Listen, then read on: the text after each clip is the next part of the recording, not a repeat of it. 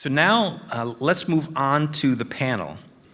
Our first panelist is Paul Bostrom, president of H.O. Bostrom, a family business specializing in the design and manufacture of configurable, precision-engineered seating and rider safety systems for a wide variety of frontline industries. Founded in 1946, Paul is a third-generation owner at the helm of H.O. Bostrom and has over 3 decades of leadership within the company. Paul has touched every part of the business, from hands-on manufacturing on the plant floor to spearheading domestic and international sales growth by 800%. Under Paul's leadership, H.O. Bostrom made its foray into international markets in 1994, culminating in winning the Wisconsin Governor's Export Achievement Award in 2016. Looking ahead, H.O. Bostrom anticipates welcoming the 4th generation of family members in the near future. Paul Bostrom. Our next panelist is Katie Juehring, Chairman and CEO of Glenroy, which specializes in custom flexible packaging solutions.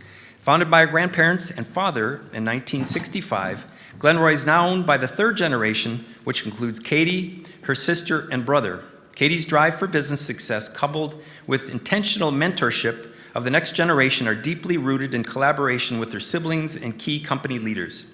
The desire to remain family-owned has fueled decades of important practices and sometimes challenging conversations that create both the healthy family and healthy business environment at Glenroy. During the current generation's leadership, the company has experienced significant growth through acquisition, adding talent, doubling its manufacturing footprint with a large building project, and adding state-of-the-art new machinery to serve its customers' success for years to come. Katie. Our next panelist is Mike Moore, president of Moore Construction Services. Mike founded first-generation family business Moore Construction Services in 2007, after nearly 3 decades in the construction industry. As president, Mike oversees and guides the entire team, ensuring the attainment of client objectives. With more than $850 million worth of commercial project under his belt and experience in building a strong, successful business operation, Mike epitomizes leadership and project accomplishment. Adding to the legacy, 3 of his children contribute to the company in different capacities, including project management, accounting, and business development. Through his established groundwork, Mike ensures a promising future for the next generation. Mike Moore. And our final panelist is J.J. Stanwyck, CEO of Cost of Wisconsin, Inc., and a third-generation family business, and the president and CEO of Refractory Services, Inc., RSI, a second-generation family business. Cost is a thematic and specialty construction company. Much of Cost's work is on display at theme parks, zoos, aquariums, museums, casinos, golf courses across North America. RSI is an industrial, high-temperature construction company. Most of RSI's customer base is focused in the industrial metals, energy production, and pollution control sectors in the Midwest. RSI has experienced exponential growth in the past decade, while Cost has experienced a steady growth during the same time. Between the 2 companies, there are currently 6 family members working in the day-to-day operations, with anticipation of the next generation onboarding over the next several years. J.J. Stanwyck. Thank you, Dan, and thank you everyone for being here. You know, the family business event is always a fun one, and it's one of the special ones for me. I grew up working in a family business, playing around a family business. I saw John Lamb here of Lambscapes. I think I might have sold him some plants along the way over the years. And then now working at a family business, it's a unique thing. Let's start by getting to know all of our panelists a little bit better, and kind of maybe Dan gave us a quick description of the business, but maybe what's a little more about what it is your business does, just so we can kind of get a sense of how you operate. JJ, why don't you just start with you? Both businesses. I was at Disney this spring. Probably saw some of your work there. So with Cost Wisconsin, we do a lot of thematic work. Currently we're working at Universal Studios in Orlando. We got started in 1957 with my grandpa. The Milwaukee County Zoo wanted natural habitat. And so my grandpa decided to partake in this, and he built what you see today. So we do a lot of thematic work across the country and across the world as well. Refractory service is mostly focused in the Midwest. It's industrial construction. So a lot of high temperature applications were typically there. Okay, So sounds good. And Mike, a little more about More Construction Services. More Construction Services, we're a commercial, institutional, industrial construction manager servicing Southeast Wisconsin is our client base. Our focus, two main focuses of our business is our pre-construction services, setting a solid foundation for project success with the bidding and budgeting section of the project. And then our superintendent-centric approach, making sure our superintendents on site have everything they need to execute a project, and that's our focus. Gotcha. Katie, flexible packaging at Glenroy, maybe a little sense of kind of where do we see your work in the world? Okay, yeah, so stick with me because this is one of those things you never really thought about. We make custom flexible packaging. So if you think of perhaps you've used Emergency, the vitamin C supplement, or your bag of protein powder that is flexible and has a zipper. We custom print that type of film and we coat it specially because you don't know this, but every one of those packages is made out of several layers, many layers that are custom to hold properly whatever they are protecting. So like I said, Emergency, maybe Crest white strips you've used. We have Jif peanut butter in a squeeze container. So we custom print, laminate, and form those into pouches. Gotcha. And Paul, we were chatting ahead of the event, talking about seating and just the level of detail and different things you guys are working on in terms of trying to design your product for your customers. A little more about what H.O. Bostrom does. I'm with H.O. Bostrom. We're located in Waukesha, Wisconsin here. We're a industrial seat manufacturer for on-highway and off-highway equipment and also specialty equipment like marine and military. So Oshkosh Truck would be a customer of ours. Every Milwaukee Fire Department would have our seats in it, so it gives you a little bit of a sense of where you might see our product. We've been in the international market since 1994. That's a good part of our business. I'm third generation, and we are working on the fourth generation. Sounds good. Let's stick with you, Paul. Maybe, how did you come to get involved in the family business? Was it always in your plan that you grew up around it, you were going to work in it, or did you come to it later? That kind of thing. How did you come to be involved? When did that happen for you? Sure. Yeah, it was started by my grandfather in his basement. He moved to a single-car garage. My grandmother eventually joined him. When I was planning on joining the business all along, so I worked there summers in high school and did everything from putting seats together to drafting work.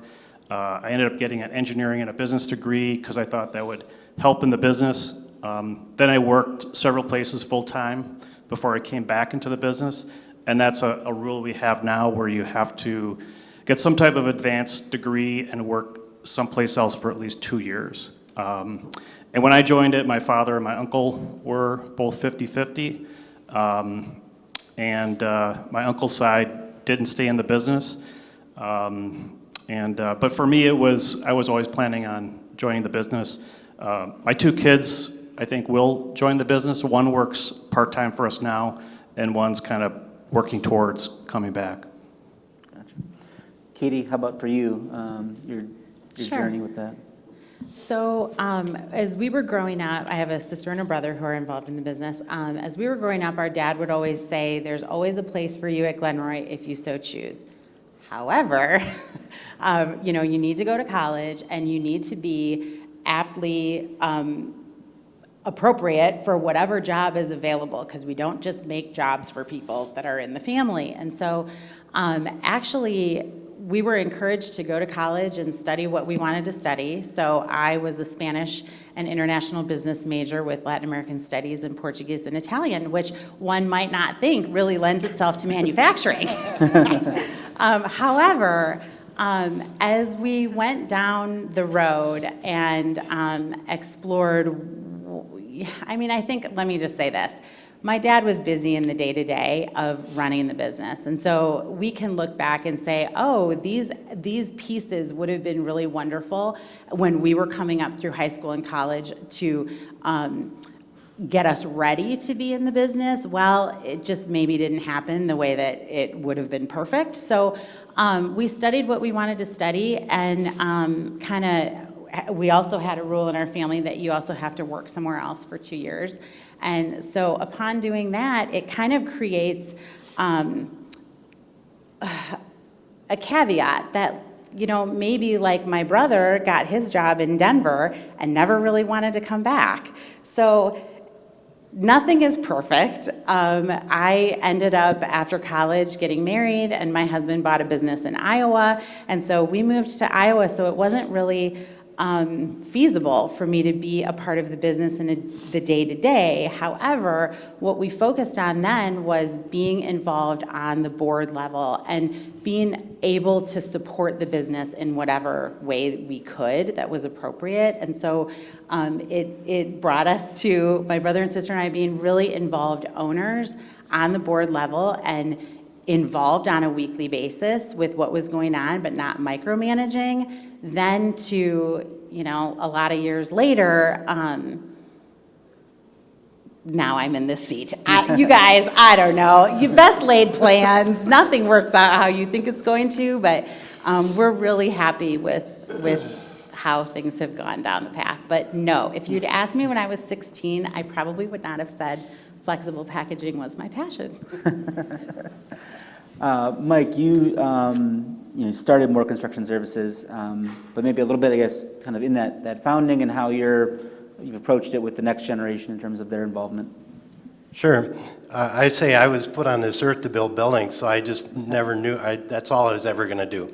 So started this business. I started one in 1985, construction company, sold out in 2007 when the economy was crashing, and then started this business, and we changed the model. At that point, my son Austin was in construction management in college, and he started about a year and a half after we started. So I'd say he's not second generation, he's like 1.5 generation, because he's been with us really from the start. And then subsequently, my two daughters have joined us who had different career paths, and then have joined the company in the last 4 or 5 years or so. But I always have said Austin is my exit strategy. And so the better he's trained and understands the business, the better and easier the transition will be for me when it's time for me to move on. Mm-hmm. And then JJ, your journey, did you kind of always plan to be in the two businesses, or how does it come that you've been now leading the companies? I initially started working for both companies when I was 16. As soon as I got my driver's license, I would take my brother, Lance, we would go to work during the summers and weekends. And before that, we'd go with my dad to the office on Saturdays and Sundays.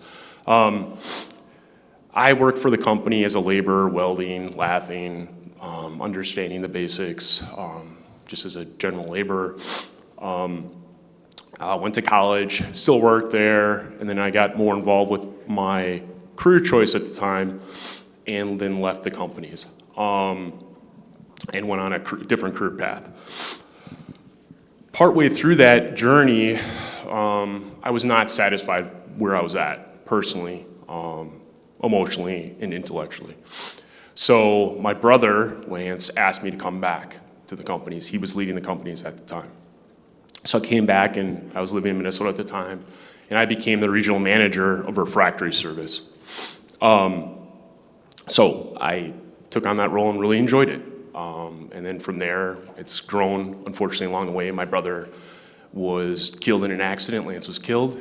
And I slowly grew along the way and took over as president of Refractory Service, and just recently became the CEO of Refractory Service and Cost Wisconsin. So that is my journey. We'll dive more into kind of the leadership transition elements in a minute. But our theme today is unlocking growth, and I think we've got four stories up here of just some incredible growth that your companies have all had. So let's maybe just start with that. How's business been in recent years? How are your companies doing? What kind of growth have you seen in recent years? Paul, we'll start with you. I know you said when we were chatting, record years last year. How are things going? I mean, for us, business is good. Our markets are strong. We've always tried to diversify both geographically and by market. So back in the great financial recession, military kept us strong because the government was still spending money. So business is good for us. Our markets are strong. We're doing a lot of new product development, so that's helped us get either more market share in the current markets we're in or jump into new markets. So I think there's some softening in some parts, but for the most part, our business is strong. And Katie, every time I drive up towards my parents' house up in Germantown, I'd go past your facility along 41 there, and there's a big shiny new building, or relatively new building. So you guys have had some expansion in recent years. How are things at Glenroy?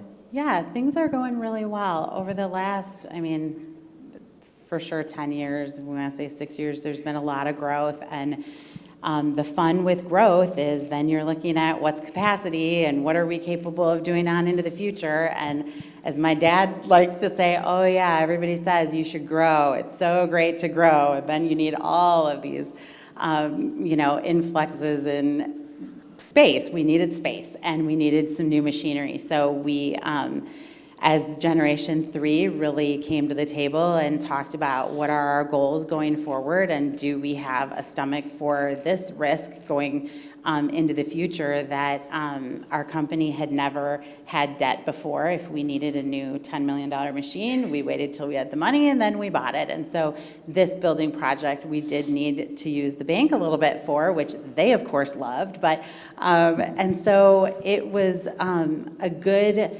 exercise in Generation 3 coming to the table and really looking at where do we want to go and what is the plan on off into the future for Generation 4. My two daughters are at the table here, so I may point to them, but we decided we really want to do that. We have the stomach for the growth, and thank goodness we did because we would have been out of space.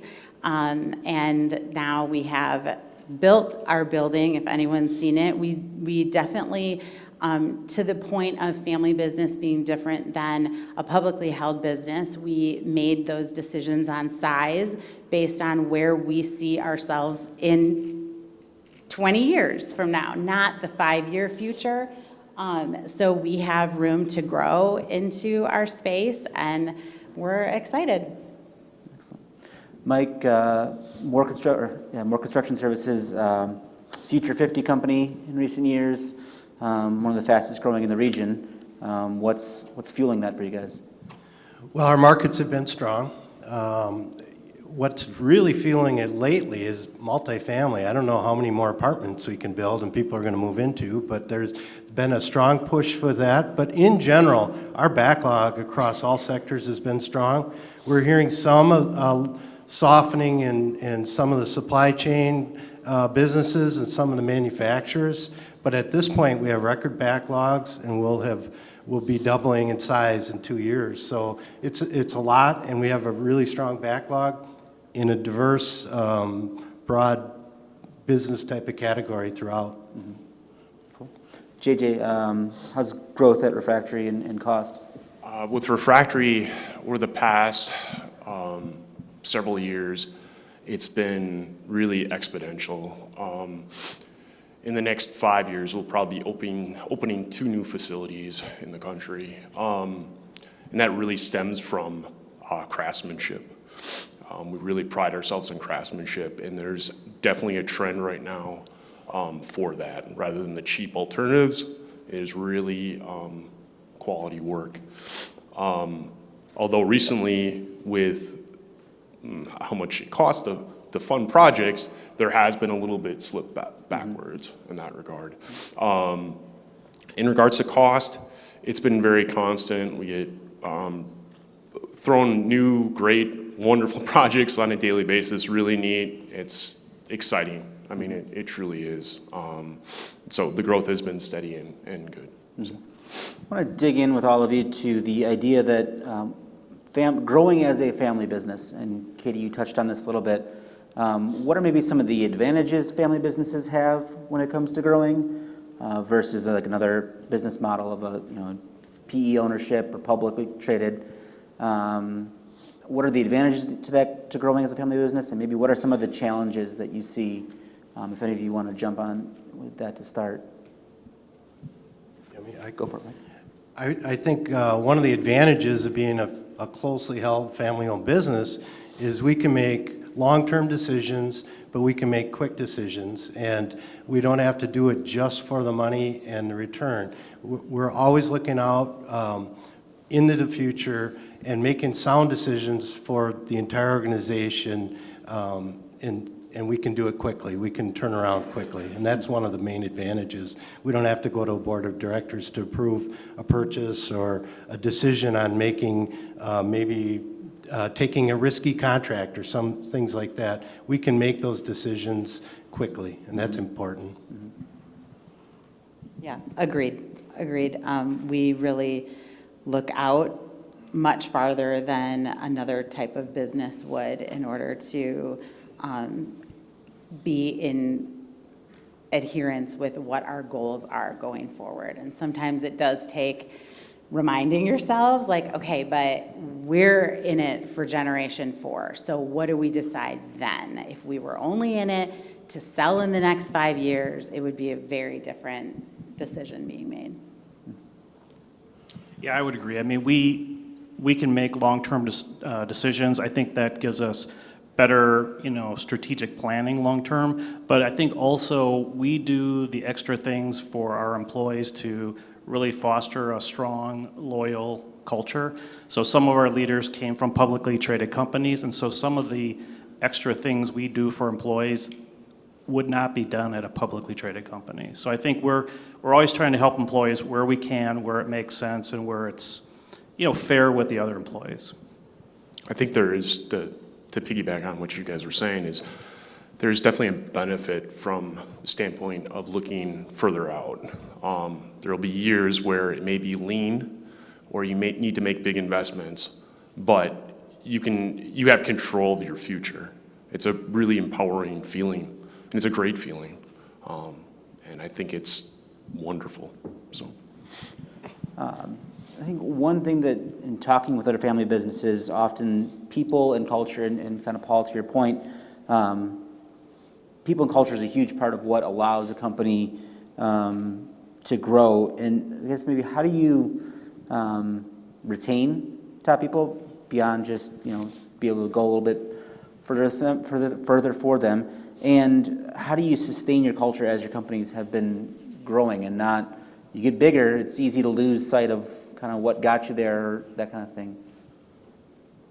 We spent a lot of time years ago thinking about what are our family values, what were the values that our dad and grandparents had in running the business, and how do those align with the three of us in Generation 3. And we work really hard at sharing those values with the company, and my brother and sister and I meet with every new employee and go through those values. But beyond just what the values are, like praise and respect, or positivity and respect, it makes the acronym PRAISE, so positivity and respect, adaptability, being involved, being supportive and effective.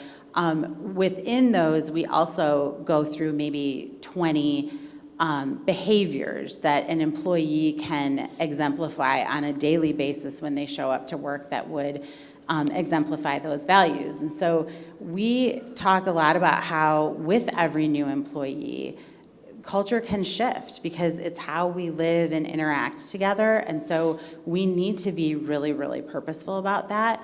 But beyond anything, I think the advantage of being a family business and caring about culture and understanding that you can have all the strategy that you want, but if you don't have the culture to back that up and to be able to shift at, something is always coming at you. You guys know this, like out of left field, out of right field, whatever. Things that you don't expect, the culture is what's going to make it possible for your company to get through that. And so I think we look for opportunities to just remind everyone, this is who we are and this is how we live together. I think with growth, there is a sense of fear for some individuals, but I think it's amazing coming from a family business what that underlying sense of being together means, not just for the family members, but for the employees. So for example, as we're growing right now, we're trying to professionalize, structure things better, et cetera, but what amazes me is the employees, they really hang on to that feeling of relationships amongst each other, and with that, it's a part of the family. They are a part of the family, and that really is what makes family business unique and special.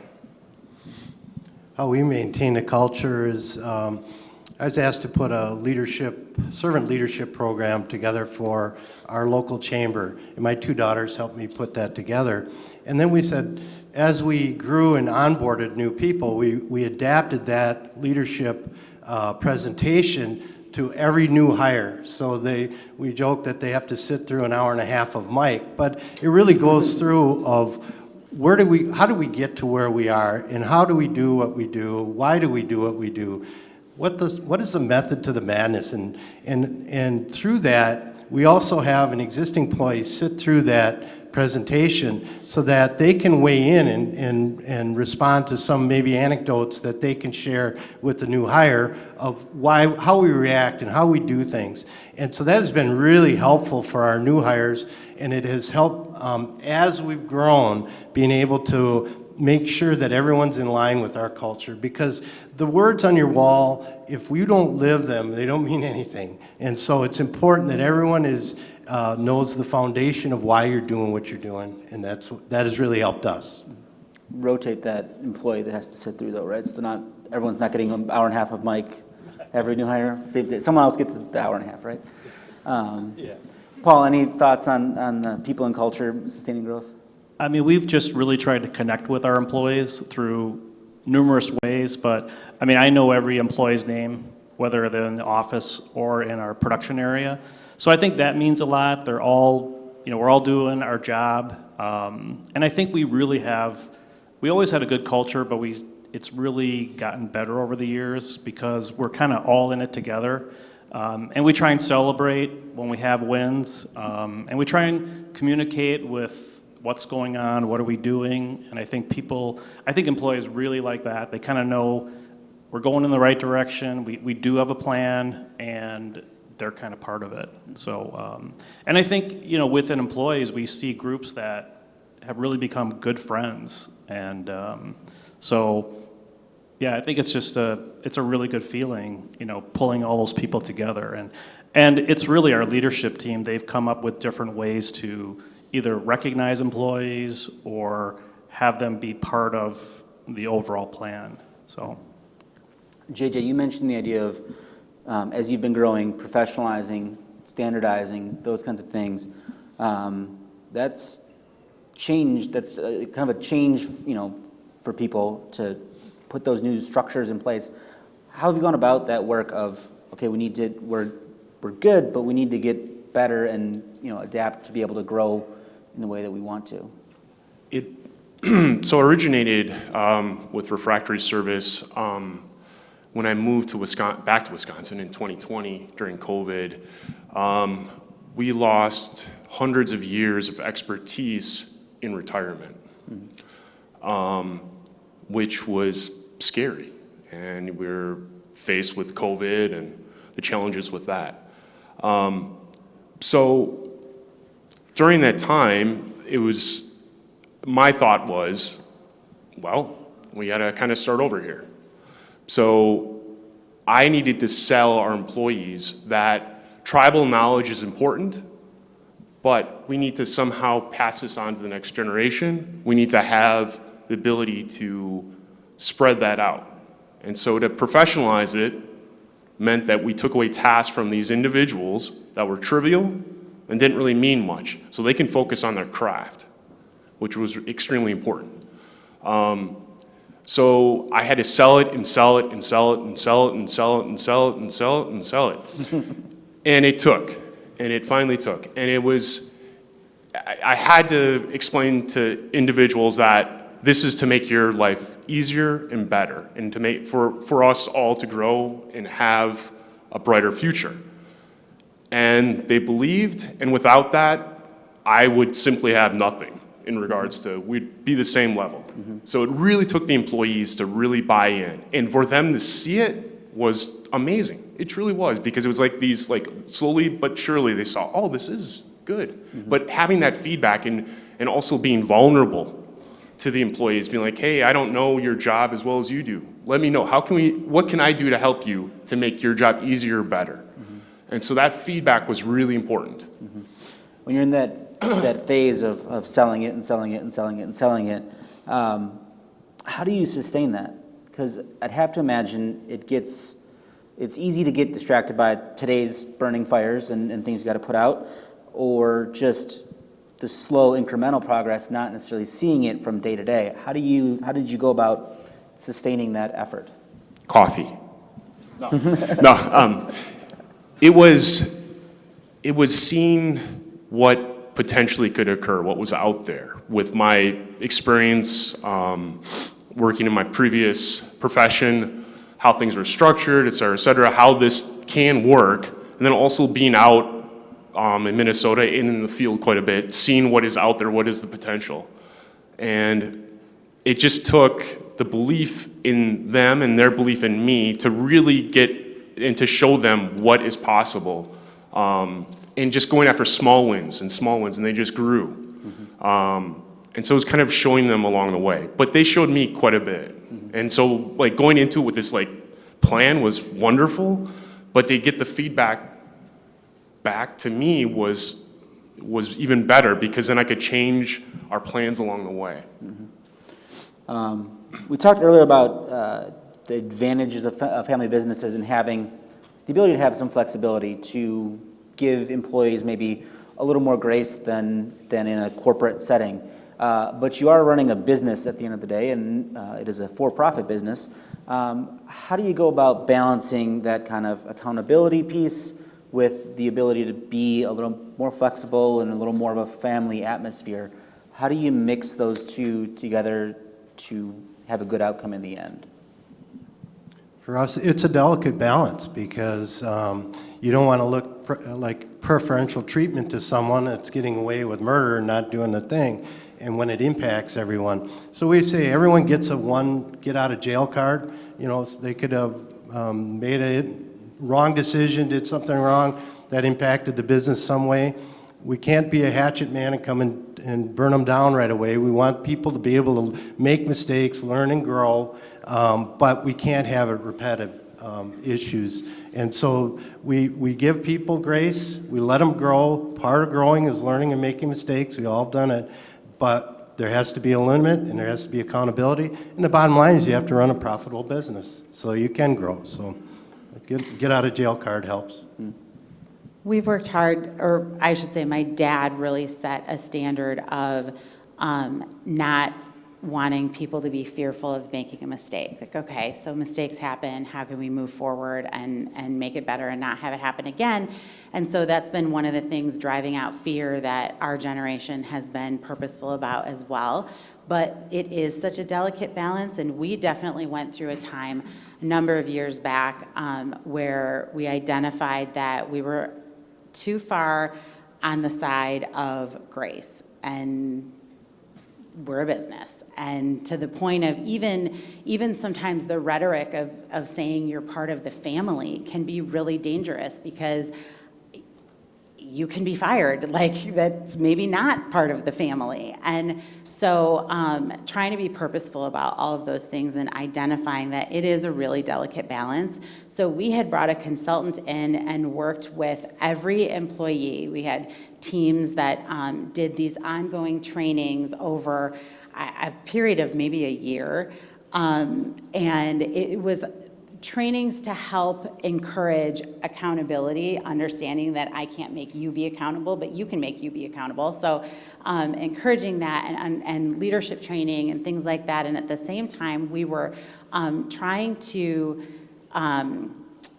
disassemble some of the silos that we identified that we had. And so one of the things that we implemented was that every employee who had an office, who had a desk that they sat at, was going to be moving where their desk was. You guys would not believe what a mind game that was for some people. I mean, but I've had that table in my office for 30 years. I can't not have that table. What do you mean I'm moving spots? But it was really healthy for everyone to be in it together. And those were some of the beginning baby steps of creating a more accountable culture.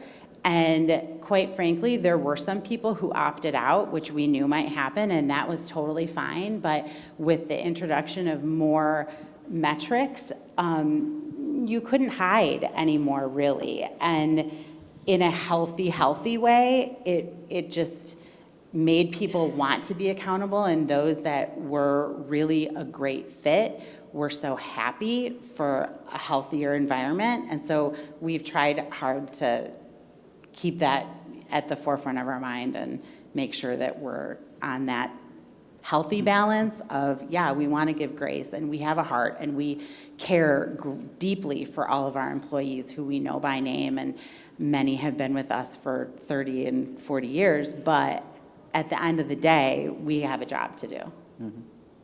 I want to switch, got a number of audience questions kind of around succession planning and how that works. I guess maybe just to start, for each of you, the transition from one generation to the next, as you each came into the business and took over in leadership roles, what might you have done differently? What worked well as you stepped up to the top chair? As Paul, maybe you're the reason to do this. Well, I wish I would have done it sooner. We affectionately trimmed the family tree back in 2012, so that we bought my uncle out and his side of the family. And once it was clear that none of his family members would come into the business, he was open to that. But I wish I would have done it sooner. I think what helped me is joining a family business group. And so some of those people had already gone through that. So I had to keep pushing, because typically the older generation is not looking to give up the reins. So I had to keep pushing. It took a while. COVID probably helped a little bit. But so I took over from my dad as president about 4 years ago and ownership about 2 years ago. So I hope I'll do a better job with my kids, because I don't want to keep doing this. But that's, so now I'm trying to make sure there's interest with the next generation, the fourth generation for us, and, onboard them in a way that it works. So, but yeah, I think you need to keep pushing, because if you're the one trying to get in that seat, you have more interest and more at stake than anybody else. Others on the transition? Well, Mike, I'm... Yeah, so first generation, I think the transition, it's important from my perspective, from a construction industry. I've seen patterns and trends my entire career related construction businesses, and that next leader has to be a practitioner. They have to be immersed in the business to have the credibility and the understanding and the intimate knowledge of running the projects and those sorts of things. So that is first and foremost for us from a transition standpoint. So that's just where we start. Mm-hmm. And we're first generation, so we're just developing that plan as we speak. Mm-hmm. So we had an interesting transition from the second generation to the third. We worked on it for years and years, about 10 years with Dean Fowler, who a lot of you know, and went through a lot of serious, crucial conversations, but it was so I would encourage any of you to have that neutral party that is helping you to put the undiscussables on the table was tantamount for us, and really, I mean, I look back at those years, which were followed up by, we joined the UW-Madison Family Business Center and had years with them and training. We just really just dug in and tried to learn everything that we possibly could in order to make the business healthy, the family healthy so that the business could be healthy. And having those conversations and being willing to talk about the difficult things that, like, you know, when your dad makes that face, like, the conversation is over. Well, guess what? When somebody else is there, the conversation isn't over because they're like, no, we're talking about this. And so it helped us get to a really, really healthy place to where we had worked on transitioning stock of the business and all of that in 2009 and previously, but in 2012, my dad came to us after a board meeting and said, I want to talk to you guys. I've decided I'm going to retire. And we're like, yeah, we know. We've been working on this for like 15 years. And he was like, no, at the end of the month. Well, it was like October 19th. And he's like, yeah, I'm done on the 31st. So it was very interesting, though. And you all know that is not the normal story of a founder and Generation 2 to release like that.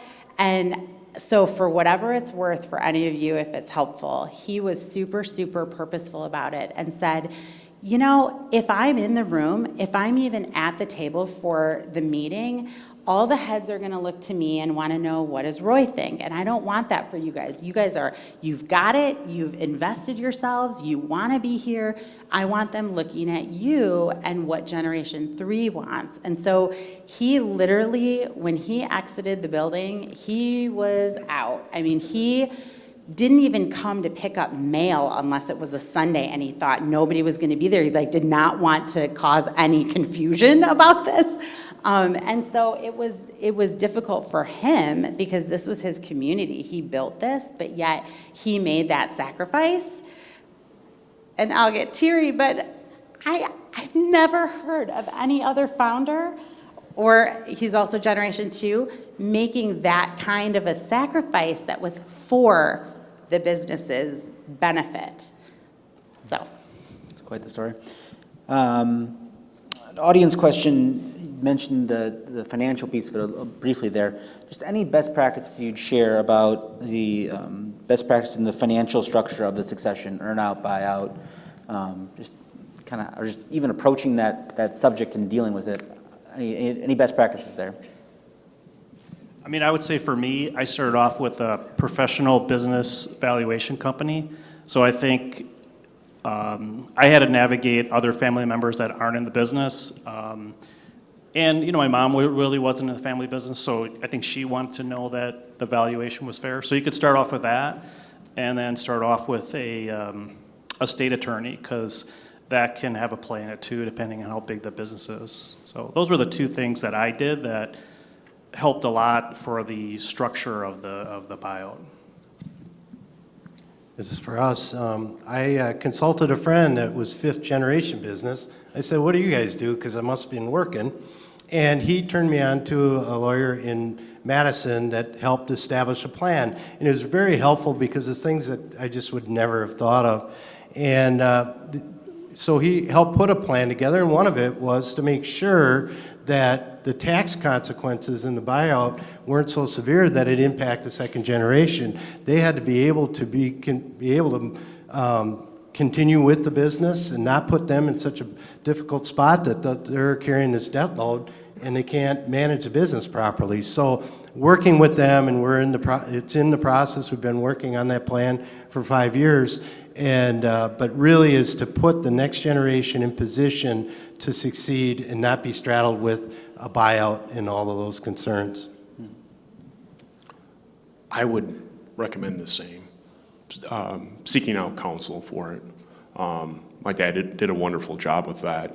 Even for family members that aren't in the business, there's something for them. And we had lots of conversations and sit-downs about it. And that's important as well, because you don't want infighting within the family. My dad did a wonderful job. Yeah, I highly recommend that. Yeah, totally agree. There are wonderful companies that can help, lawyers that can help. We utilize a generation skipping trust that I think is really going to serve us well on off into the future. But it gets complicated. And so what we're finding is that this many years into it, we need refreshers sometimes on like, okay, now how is this all structured again? Because the buildings are separate from the business and, the stock of the business and all that. So it is complicated. Mm-hmm. I mentioned I grew up in and around a family business. I'm part of a generation that's messing up a legacy. Well, we claim our legacy to 1852, and I'm part of the generation that's not. How do you, when you have next generation kind of not showing interest, choosing to go a different direction, how are you advising them? How are you handling that for the next generation? That was another audience question we had. That's what I'm currently working on right now, just in case that happens. Mm-hmm. Like I mentioned before, my brother, he was the exit strategy. Unfortunately, he died. I was plan B. Our family was very fortunate for having other family members interested or in the business at the time. So my thought process is right now is for the next generation, there's eight children and perhaps more, is to professionalize it in a way that it's still welcoming to family members. They can still be a part of it, but if they still want to own it, they can. And so it will be run on merit, and they can still own it and not be physically there on a day-to-day basis.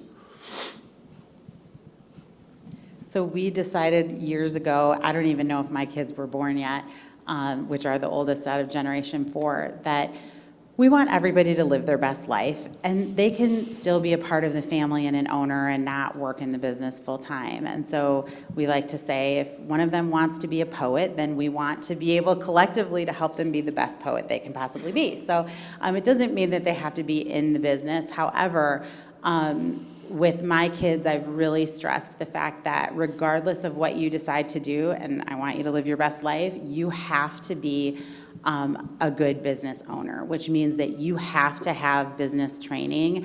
You don't have to have your MBA, but you have to understand, because you are shepherding the future of, at this point, over 200 families. They're counting on you to be adept at making good decisions for not only our family's future, but theirs as well. And so, so we have set that in place from the very beginning.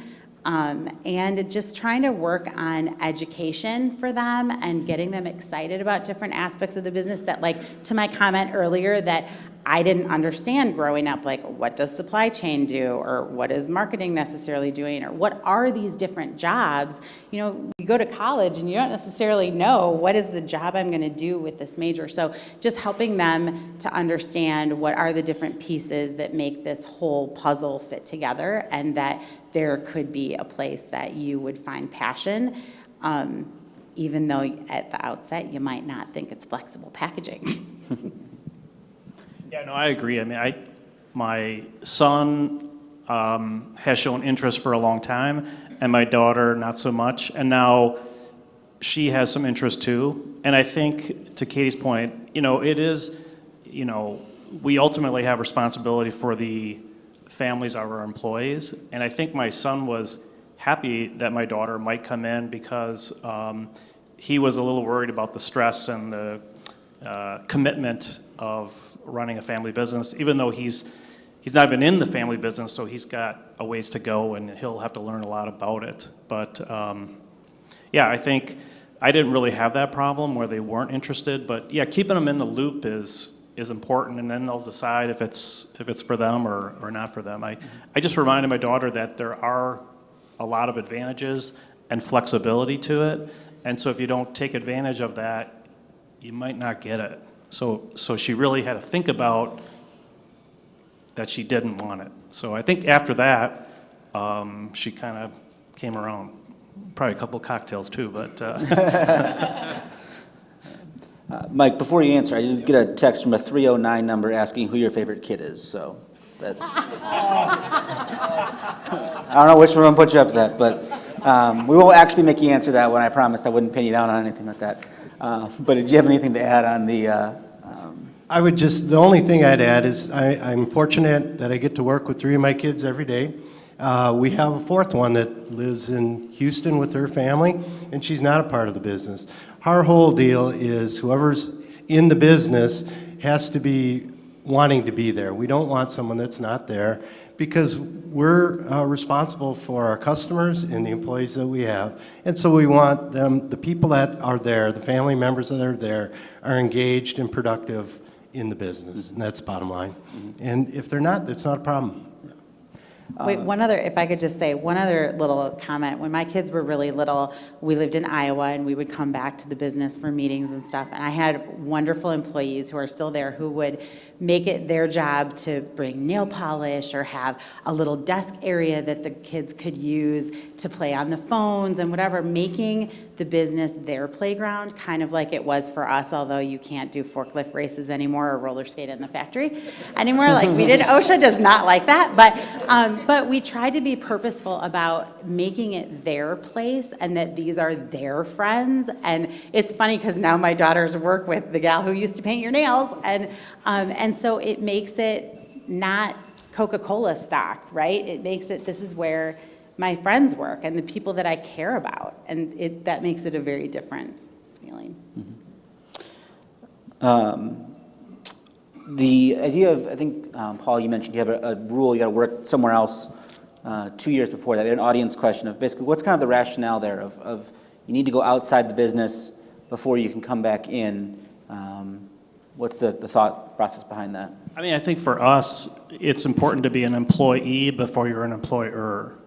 And I think that, because you have to meet the rules of the company as an employee, and then someday you're going to be the employer, and we want to make sure that they've seen both sides of it, so they understand. So, For us, it's about, as well as that, it's about letting the individual have some successes outside of the business, that when they would come into the business, they already have some time and experiences under their belt, and they've had to work for someone else.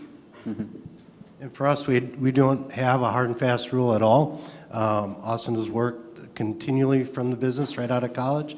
The other 2 daughters, Bridget and Rachel, they have gone to other companies and came in, and it has been healthy both. I think both of my daughters have found maybe working for a big corporation wasn't their thing, and so there's advantages of working somewhere else, but we're small enough, we don't have a hard and fast rule. Kind of moving to wrap up here a little bit, but the family side of the equation, does work get discussed at home or at family functions? If not, how do you keep it out? If yes, how do you keep it healthy? How do you balance that part of it all? Let me dive in. So I make a concerted effort when I cross the threshold at the door into the house after work to turn my brain off, because my wife, Paul, will call me and go, Mike, you're in work mode, you're barking orders instead of being dad. And so it's really hard with the cell phones and the devices to turn it off.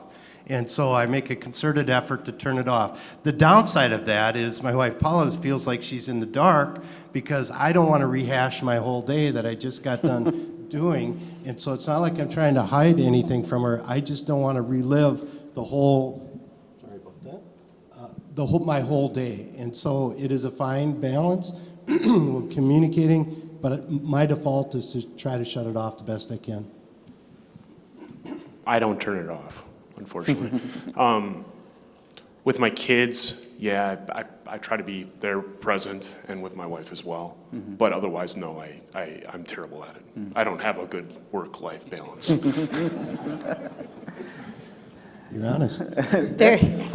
There are times when we forget that there was stuff about the business we really needed to talk about, because I think we try to be purposeful about, if it's family time, have family time, but sometimes we stink at it too. Mm-hmm. I think with my own family, I think we talk about it a lot.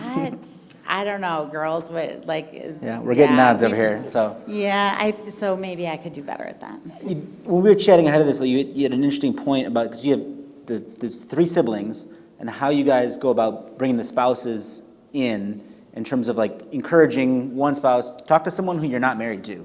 That It's been helps. helpful to remember that what I might think to tell my husband, who is in business and loves business and is interested in like the intricate details, may be different than what my sister would think to share with her husband, or my brother would think to share with his wife, that are in different industries. And so we've tried to remind each other, hey, my brother will tell his wife, call Katie or call Amy and see what their take on that is, or ask them about it, because you might get more. Not that any of us are trying to keep anything from each other, but it's different. It's different when you're rehashing it for not your spouse.